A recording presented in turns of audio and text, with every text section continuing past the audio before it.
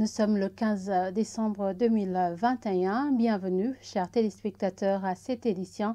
Au sommaire, les mesures de prévention contre la COVID-19, notamment le lavage des mains avec du savon dans les lieux publics comme les marchés, sont respectés par certains mais ignorés par d'autres. Nos collègues ont visité certains lieux de la capitale et ont fait ce constat. Vous aurez les détails dans cette édition. Nous allons également vous parler de cette pénurie d'eau au quartier Gikungu rural qui perdure depuis 4 jours. Les habitants de ce quartier lancent un appel à l'aide. Tout de suite, les détails.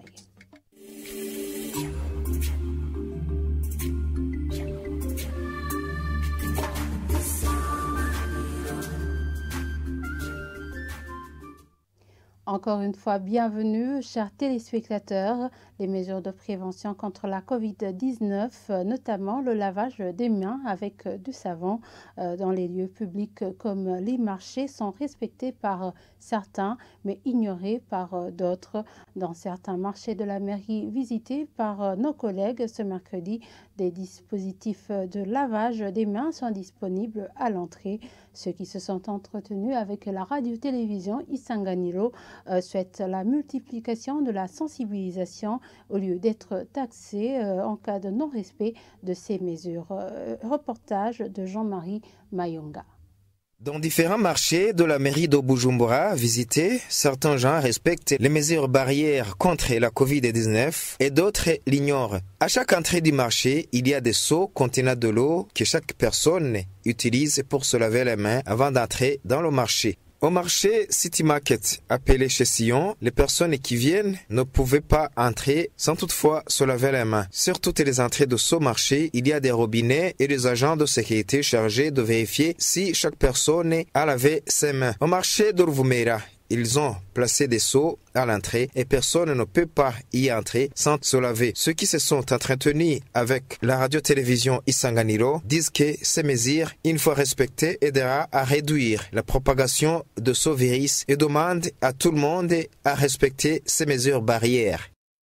Je viens de laver mes mains parce que la Covid au Burundi tue des gens. C'est bien de se laver les mains avant d'entrer. Que toute personne se lave avant d'entrer dans le marché. Il faut placer les seaux contenant de l'eau dans toutes les entrées du marché, partout où les gens se rencontrent, et chercher des médicaments et les mettre dans l'eau. Des fois, la police arrête les passagers et les taxe des amendes. Je ne sais pas si c'est la meilleure façon de les protéger contre la Covid. Mieux, il faut les sensibiliser beaucoup plus. Pour quelqu'un qui n'a pas de cache-nez, qu'on lui donne des conseils pour savoir que c'est pour son bien de se prévenir contre la Covid. Au marché de Ruvumera, les personnes se lavent la main normalement, mais il y a celles qui ne le font pas et font semblant et oublient que la Covid existe. Je leur conseille de ne pas prendre à la légère ces mesures de prévention car la Covid est là. Qu'elles cessent de se donner la main et apprendre à se saluer sans se toucher la main, cela suffit. La situation se présente ainsi au moment où la ministre de la Santé publique et de lutte contre le sida, Dr Sylvie Nzeimana, vient d'annoncer récemment que les chiffres des personnes testées positives ont augmenté et a appelé la population au renforcement du respect des mesures barrières contre la COVID-19. Un problème de manque d'eau s'observe au quartier Gikungu rural depuis plus de 4 jours. Les habitants de ce quartier indiquent craindre des maladies liées à la saleté et demandent aux autorités habilitées de régler ce problème. Reportage de Jean de Dieu Irakodze. Ces habitants disent que 4 jours viennent de s'écouler sans qu'ils aient de l'eau dans leurs robinets. Certains d'entre eux indiquent qu'ils craignent d'attraper des maladies dues au manque d'hygiène. Nous avons un problème de l'eau. Il y a 4 jours que nous n'avons pas de l'eau ici. Donc l'eau, c'est la vie. Quand on manque de l'eau, il y a beaucoup de problèmes. Il y a le corona. Quand on ne lave pas les mains, il y a beaucoup de maladies de mains sales. qui nous attrape. Il demande aux autorités habilitées de régler ce problème. Demandons à l'État pour que l'État puisse régler ce problème, parce que l'État, c'est la famille de tout le monde. Donc c'est l'État qui doit régler ce problème pour que nous soyons dans la paix. Parce que si l'eau manque, c'est la déshabilité pour tout le monde. Le chef de cellule numéro 7 dans ce quartier indique être au courant de ce problème et l'avoir déjà transmis aux autorités hiérarchiques. Même si l'eau arrive, il n'y a pas de pression. L'eau vient en petite quantité, ce qui fait que d'autres en manquent. On ne nous dit pas pourquoi cette eau n'a pas de pression. Si possible, qu'on nous alimente à partir de tanks situés chez nous à Bunganya. L'eau peut venir en grande quantité car elle provient de la haute altitude. J'ai informé le chef de quartier et il m'a dit que l'on est en train de trouver solution à ce problème. Ce manque d'eau s'observe dans les cellules numéro 5, 6 et 7 de ce même quartier Gikungu rural. Un document d'importation concernant l'importation et l'exportation des cultures sera disponible et utilisé à partir du mois de janvier à l'an 2022 dans le cadre du guichet unique électronique. Lors d'un point de presse de ce mercredi, le ministre Deogide Rurema, en charge de l'agriculture, précise qu'un gain plutôt de temps et un bon contrôle des importations et exportations sont des avantages de ce nouveau système. Je vous propose de le suivre.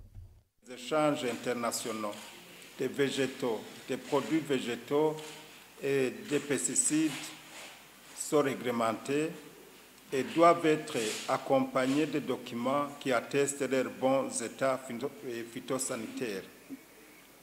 Et dans le but de faciliter ces échanges, les documents qui étaient jusqu'ici délivrés manuellement sur papier seront désormais délivrés électroniquement dans le système de guichet unique électronique. La question de la facilitation des échanges est actuellement une préoccupation de la politique des gouvernements du monde entier, dont celui du Burundi fait partie. Des différents outils ont été développés à cette fin par les organismes internationaux, notamment le guichet unique électronique.